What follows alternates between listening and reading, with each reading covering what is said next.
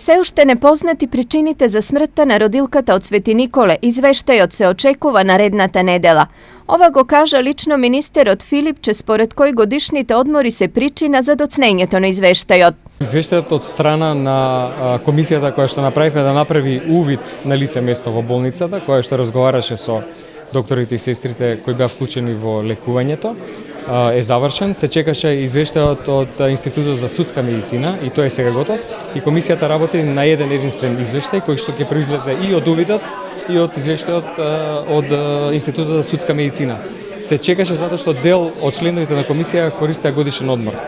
Сега веќе работи комисијата и јас искрено верувам дека следната недела ќе го имаме завршениот извештај. 28-годишната родилка Маја Паневска од Свети Николе почина минатиот месец на акушерското одделение во клиничка болница Штип, откако роди здраво машко дете. Паневска била правородка и имала нормална бременост.